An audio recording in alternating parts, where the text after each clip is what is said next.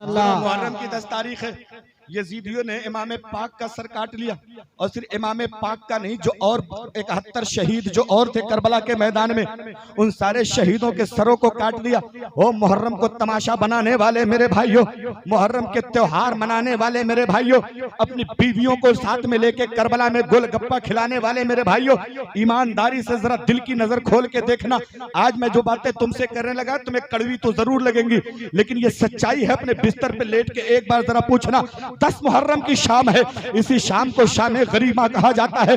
यही शाम है जो जुल्म सितम का पहाड़ करबला के मैदान में हुसैनियों पे तोड़ा गया है। उन 72 शहीदों के सरों को यजीदियों ने अलग कर लिया है, फिर सारी लाशों को, सारे जनाजे को करबला के मैदान में बिछा दिया गया है। और सिर्फ बिछाया नहीं गया है, इब्ने साद कहता है, ओ यजीदी फौज के लोगों, ये जो बदन पड़े हैं शहीदों के, अहले बैत के जो बदन पड़े हैं, इस पे घोड़े दौड़ा दो।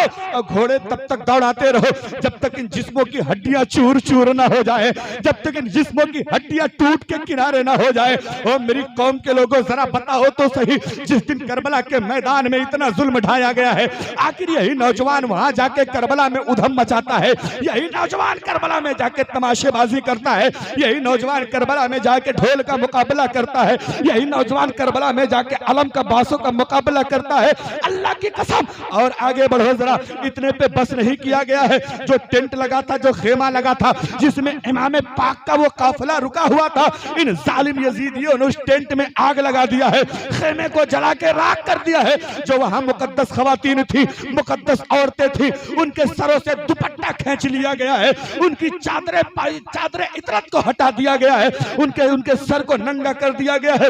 इतने पे बस नहीं किया है, वहां जो लोगों के पुराने कपड़े रखे थे, उन पुराने कपड़ों में यजीदियों ने आग लगा दी है। इतने पे बस नहीं हुआ है, जो वहां बर्तन रखे थे, फटे पुराने टूटे फूटे बर्तन रखे थे, जालिम यजीदियों ने उन बर्तनों को पटक पटक के करबला की धरती पे तोड़ डाला है। और आगे बढ़ो, हजरत सकीना 7 साल की हैं, उन्होंने कान में सोने की बाली पहन के रखी थी। एक यजीदी जालिम आगे बढ़ता है, बाली पकड़ के खींच लेता है, हजरत सकीना जख्मी हो जाती है, उनका कान फट जाता है। अल्लाह की कसम, इतना जुल्म तोड़ा गया है उस दिन को जिसको हम 10 मुहर्रम कहते हैं, उस शाम को जिसको हम करबला अपनी बीवियों को मेकअप करवा के ले जाते हैं, करबला अपनी बेटियों को मेकअप करवा के ले जाते हैं, करबला अपनी बहनों को मेकअप करवा के ले जाते हैं। ढोल बजाने वाले ढोल का मुकाबला करते हैं, झंडे वाले झंडे का मुकाबला करते हैं।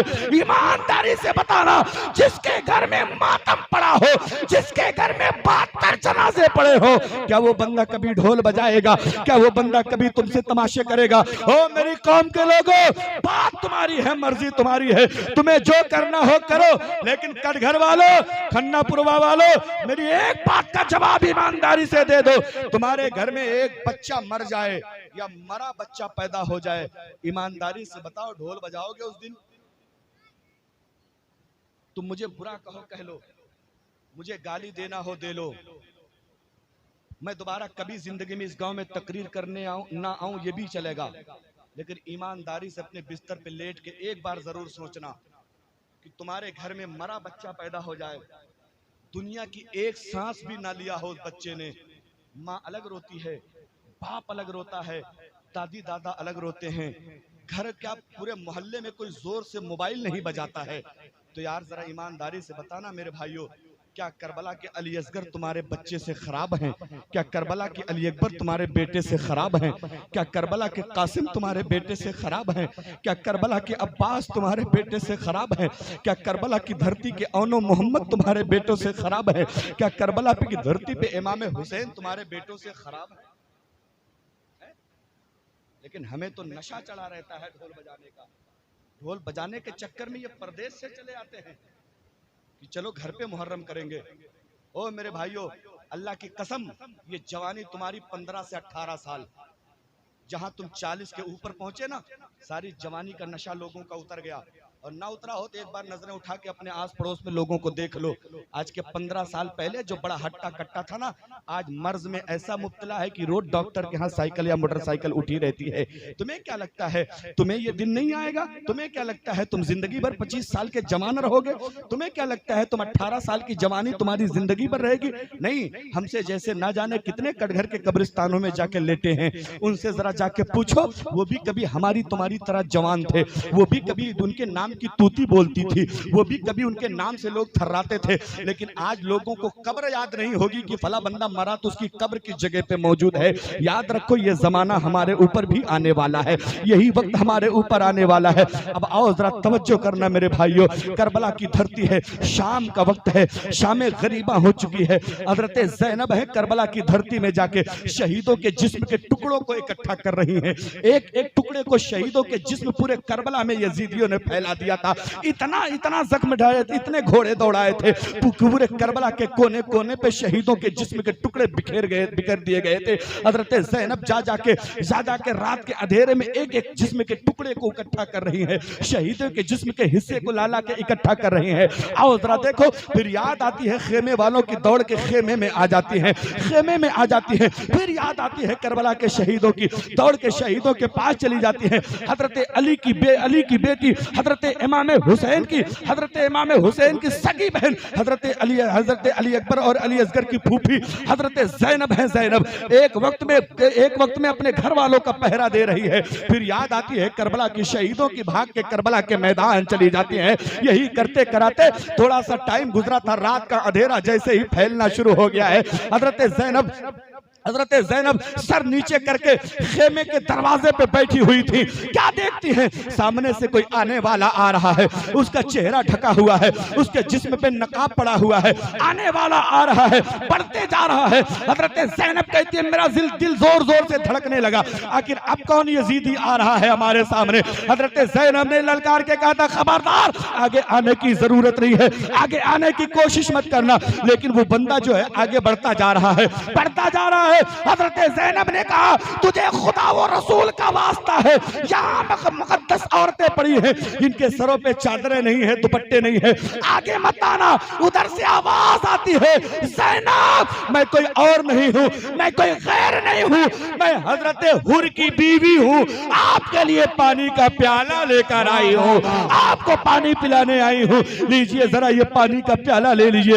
हजरत ज़ैनब रोने लगी है और इरशाद फरमाती है लेके चली जाओ तुम अपना पानी, इस पानी की हमें क्या जरूरत है जो पानी अली अकबर को नहीं मिला, जो पानी अली असगर को नहीं मिला, जो पानी कासिम को नहीं मिला, जो पानी अब्बास को नहीं मिला, जो पानी हुसैन को नहीं मिला, जो पानी ओनो मोहम्मद को नहीं मिला है। अब उस पानी की मुझे जरूरत नहीं है, मुझे जरूरत नहीं है। लेकिन आगे से जवाब आता है ओ ज़ैनब जरा बताओ तो सही, मेरे शौहर हजरत हुर है, यजीदियों की टीम में थे, उधर से निकल के हुसैनियों की टीम में आ गए थे और सबसे पहले हुसैन के नाम पे अपनी गर्दन कटवाने वाले वही है। तुम्हें उनकी शहादत का वास्ता है, मेरा पानी कबूल कर लो ताकि मैदान महशर में मैं ना जान से ये कह सकूंगी या रसूल अल्लाह जब आपके अहले बैत के लोग करबला में प्यासे थे तो मैंने उनको पानी पिलाया, मैंने उनको पानी पिलाया था। लेकिन आओ थोड़ा सा तवज्जो करो मेरे भाई, सोचो जरा करबला की धरती का मंजर क्या है। हजरत ज़ैनब ने वो पानी ले लिया और पानी लेने के बाद हजरत सकीना को बुलाया और कहा सकीना लो ये पानी पी लो। हजरत सकीना ने पानी का गिलास लिया ना और कहने लगी फूफी पहले आप पी लो, आप भी तो प्यासी हैं कई दिनों से, पहले आप पी लो फिर बच्चे का तो मैं पी लूंगी। हजरत ज़ैनब ने कहा था ओ बेटी सकीना, जब घर में कोई चीज थोड़ी होती है तो सबसे पहले घर के छोटे बच्चों को दे दी जाती है, इसलिए तुम यहाँ सबसे छोटी हो, लो ये पानी पहले तुम पी लो। इतना सुनते ही हजरत सकीना ने पानी का गिलास लिया है, करबला की तरफ दौड़ना शुरू कर दिया है, करबला की तरफ पानी लेके भागती जा रही है। हजरत ज़ैनब ने पूछा सकीना कहाँ जा रही हो? हजरत सकीना कहती है हम फूफी जान, आप ही ने तो अभी कहा है कि अगर घर में कोई चीज थोड़ी होती है ना तो सबसे पहले छोटे बच्चों को दी जाती है। फूफी हमारा अली असगर करबला में सबसे छोटा था, इसलिए ये पानी मैं उसे पिलाने करबला जा रही हूँ, ये पानी उसे देने के लिए जा रही हूँ। इतना सुनते ही हजरत हजरत ज़ैनब रोने लगी है और कहती है मेरी बेटी आ जाओ, आ जाओ, अब अली असगर को पानी की जरूरत नहीं है, अब वो तो नाना जान के हाथों से जन्नत का पानी पी रहा होगा, वो तो मुस्तफा जान रहमत के हाथ से जन्नत का पानी पी रहा होगा। हजरत ज़ैनब सकीना का हाथ पकड़ के लेके चली है, सकीना को ठेस लगी है, सकीना करबला के मैदान में गिर गई है, हाथ में पानी का प्याला था वो भी करबला में गिर के उस गरम गरम रेत पे वो पानी भी सूख गया है। अब पानी इन्होंने भी नहीं पिया, हजरत ज़ैनब ने भी नहीं पिया है। आओ जरा देखो, हजरत ज़ैनब ने सकीना को लेटा दिया है, सकीना बेटी आराम से लेट जाओ, रात हो चुकी है। हजरत सकीना की एक आदत थी, वो रोजाना हजरत इमाम पाक के सीने पे लेटती थी, हजरत इमाम हुसैन के सीने पे लेट के सोती थी, वो लोरियां पाती थी तो सो जाया करती थी। आओ जरा देखो, आधी रात बीत गई है, हजरत ज़ैनब निकली है, करबला के शहीदों की लाशों की हिफाजत कर रही है, शहीदों के लाशों के टुकड़ों को इकट्ठा कर करके उसकी पहरेदारी कर रही है। वहां से पहरेदारी करने के बाद फिर जब आया कि चलो देखते हैं खेमे की औरतों का क्या हाल है, जब खेमे की औरतों के पास आई है हजरत ज़ैनब, क्या देखती है, खेमे में सकीना मौजूद नहीं है, खेमे में सकीना नहीं पाई जा रही है। आखिर सकीना कहाँ गई? हजरत ज़ैनब ने जब लड़कियों से, औरतों से पूछा है बताओ सकीना कहाँ है, औरतों ने कहा ज़ैनब हमें नहीं मालूम कि सकीना कहाँ है। हजरत सकीना का दिल घबराने लगा है, हजरत सकीना का दिल भराया है, हजरत ज़ैनब का दिल भराया है, दिल घबराने लगा है, सोच में पड़ गई परवरदिगार आलम आखिर सकीना गई कहाँ है। इतने में क्या देखती है, करबला की तरफ से रोने की आवाज आ रही है। हजरत ज़ैनब जब करबला के मैदान में पहुंचती है, क्या देखती है, हजरत सकीना अपने अब्बू के सीने पे लेटी हुई है और रो रो के कह रही है अब्बा जान उठिए ना, चलिए खेमे में सोया जाएगा, आप यहाँ करबला में अकेले क्यों पड़े हैं, चलिए हम खेमे में लेटेंगे। अब्बा, करवट बदलते बदलते आधी रात बीत गई है, सकीना को नींद नहीं आती है, सकीना आपके सीने पे सोने की आदी है, सकीना आपके सीने पे लेटने की तमन्ना लेकर आई है। अब्बू जान जब आप सीने पे लेटाते थे तो सकीना को चैन की नींद आ जाती थी, आधी रात बीत गई है, अब्बा नींद नहीं आ रही है, इसलिए उठिए ना। ये कह कह के हजरत इमाम पाक के जिस्म मुबारक से लिपट के हजरत सकीना रो रही है। हजरत ज़ैनब ने पहुंच के उठाया है, बेटी सकीना रो मत, चलो मैं तुम्हें अपने सीने पे लेटा लेती हूँ, चलो मैं तुम्हें अपनी लोरियां दे के सुला देती हूँ। हजरत सकीना का हाथ पकड़ के हजरत ज़ैनब लेके खेमे की तरफ जा रही है, खेमे की तरफ जा रही है, क्या देखती है, हजरत ज़ैनब ने पूछा ए बेटी सकीना ये तो बताओ, रात का सन्नाटा है, चारों तरफ अंधेरा फैला है, करबला के मैदान में भी अंधेरा है, वहां 72 शहीदों की लाशें रखी हैं, रात के अंधेरे में तुमने पहचाना कैसे कि तेरे बाबा का जिस्म कौन है, तुझे पता कैसे चला इमाम हुसैन का बदन कौन है। हजरत सकीना कहती है फूफी जान जब मैं अपने खेमे से निकली थी, करबला की तरफ जा रही थी, मैं अब्बा अब्बा कहते जा रही थी, इसी बदन से मुझे बेटी बेटी कहा जा रहा था, इसी बदन से मुझे बेटी बेटी करके पुकारा जा रहा था, तभी मैंने ये समझ लिया कि मेरे पापा का जिस्म मुबारक यही था। नारे तकबीर, नारे रिसालत, मसलके आला हजरत, शाने अहले बैत, शाने अहले बैत, जश्ने शहदाए करबला, नारे तकबीर, नारे रिसालत, वाह वाह वाह, जिंदाबाद। सोचो तो, करबला को त्योहार मनाने वालों, करबला को तमाशे का दिन बनाने वालों, अगर इमाम पाक ने तुमसे मैदान महशर में पूछ लिया तो कहाँ जाओगे? अगर इमाम हुसैन ने मैदान करबला, मैदान क़यामत में तुमसे सवाल कर लिया तो कहाँ जाओगे? ईमानदारी से बताना। ये इतने लोग बैठे हो जलसे में, 10 मुहर्रम गुजरे हुए 20 दिन हो गया, आज चांद निकल गया, सुबह से सफर की पहली तारीख है, मुहर्रम का महीना खत्म हो गया। ईमानदारी से बताना, आप लोगों में से कोई एक बंदा करबला गया 20 दिनों में?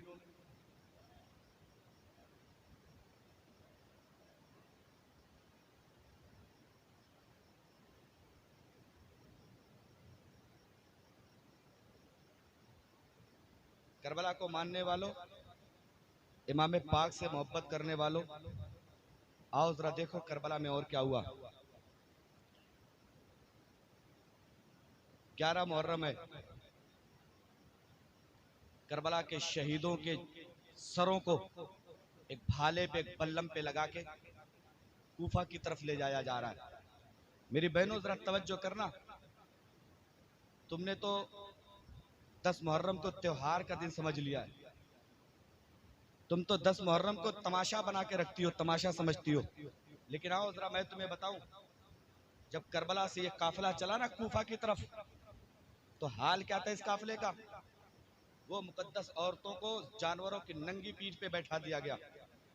हजरत ज़ैनुल आबदीन जो बीमार थे, खड़े नहीं हो पाते थे, उनके हाथों में हथकड़ियां पहना दी गई, उनके पैरों में लोहे की बेड़ी डाल दी गई और उनको इस तरह जानवर पे कस के बांधा गया जिस तरह आदमी सामान बांधता है। इस हाल में ले जाया जा रहा है। मुकद्दस औरतें हैं, सर शहीदाने करबला के सर भी साथ में जा रहे हैं, साथ में जा रहे हैं। जब हजरत ज़ैनब ने देखा कि सारे मर्दों की नजरें हमारे चेहरों पे पड़ रही हैं, हमारा पर्दा छूट रहा है, हजरत ज़ैनब सवारी पे खड़ी हो गई और अपनी औरतों की तरफ इशारा करके कहती है, ओ इस्लाम की शहजादियों, अपने बालों को पीछे से लाके अपने चेहरे पे डाल लो ताकि मुस्तफ़ा की शरीयत से पर्दा हो जाएगा, ताकि मुस्तफ़ा की शरीयत पे तुम्हारा अमल हो जाएगा, ताकि मुस्तफ़ा जाने रहमत की शरीयत के में जो पर्दे का हुक्म है उस पर्दे पे अमल हो जाएगा। ईमानदारी से बताना, क्या हमारी बहन भी ये पर्दा करती है? क्या हमारी बेटी भी ये पर्दा करती है? क्या हमारी बीवी करबला में जाके ये पर्दा करती है?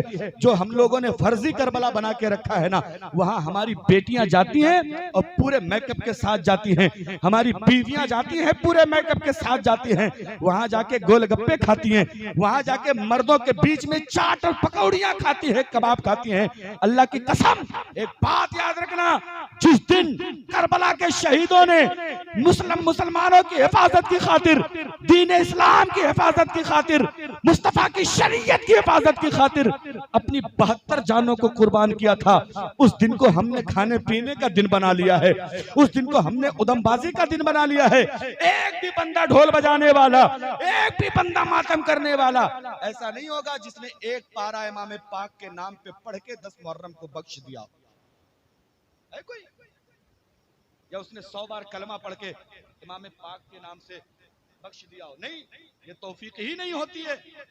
और याद रखो, जिनके शहादत के दिन तुमने उदम मचाया ना, तुम तो अब दीन सीखने लगे यूट्यूब से, दीन सीखने लगे हो फेसबुक से, दीन सीखने लगे हो व्हाट्सएप से, और व्हाट्सएप और फेसबुक से अगर दीन सीखा जाता ना तो फिर मदरसों की जरूरत नहीं थी, दुनिया में मदरसों की हाजत नहीं थी। याद रखो, दीन व्हाट्सएप पे, फेसबुक पे, यूट्यूब पे तो हर आदमी अपना अपना प्रचार कर रहा है, हर आदमी अपनी अपनी बातें रख रहा है। तुम्हें पता कैसे चलेगा कौन सच बोल रहा है, कौन झूठ बोल रहा है? कैसे जानोगे तुम? अल्लाह ने कुरान पाक में फरमाया, युदिल्लु बिही कसीरम व यहदी बिही कसीरा। अल्लाह पाक इसी कुरान से लोगों को हिदायत दे देता और इसी कुरान से लोगों को गुमराह कर देता। इसलिए फेसबुक से दीन मत सीखो, दीन अपने उलमा से सीखो, अपने आलिमों से सीखो। अब एक आखिरी बात कह के मैं अपनी गुफ्तगू खत्म करूं। अभी मेरे बाद एक और मुकर्रिर साहब, हजरत मौलाना राहत अली साहब, वो तशरीफ लाते हैं, बड़ी जबरदस्त तकरीर होती है, इंशाल्लाह आप सुनेंगे ना तो तबीयत हरी भरी हो जाएगी। एक आखिरी बात सुने, करबला के बाद जब ये काफिला यजीद के दरबार में पहुंचा, 13 मुहर्रम को चला है कूफा से, यजीद के दरबार में पहुंचा ना, तो यजीद ने पूरे शहर को सजाने का और जश्न मनाने का हुक्म दे दिया। पूरे शहर को सजाया जाए, नाच गाने का इंतजाम किया जाए। हजरत इमाम ज़ैनुल आबदीन पहुंचे और पहुंचने के बाद यजीद ने कहा, ओ ज़ैनुल आबदीन, तुम्हारे अब्बा हुसैन का कातिल मैं नहीं हूं, मैंने उनको नहीं कत्ल किया है, इसलिए ओ ज़ैनुल आबदीन, इसमें मेरा कोई कसूर नहीं है। हजरत ज़ैनुल आबदीन कहते हैं, अपनी बकवास बंद कर ले, एक बात बता दे, कल जब मैदान महशर होगा, मेरा रब अदालत के तख्त पे बैठा होगा तो तू जवाब क्या देगा? एक बात बता, अगर तू सच्चा है अपने बात में तो एक बात सुन, मेरी 4 बातें मान ले, अगर इन 4 बातों को मान लेगा तो बात आसान हो जाएगी। क्या हो गया भैया, उधर कोई मामला है क्या? अच्छा चले, वो भी अपना काम कर रहे हैं। हाँ, हर किसी के पास मौका है। मेरे भाइयों देखो, अब ये बच्चे जा रहे हैं बेचारे चोर पकड़ने, जो जलसे में बैठ के चोरी चोरी बतिया रहे हैं वो चोर पकड़ने जा रहे हैं। थोड़ी सी तवज्जो करें हम। हजरत ज़ैनुल आबिदीन ने कहा अगर तुम सच्चे हो तो मेरी 4 बात मान लो। नंबर 1, जिन्होंने इमाम पाक को शहीद किया है उन सबको मेरे हवाले कर दो।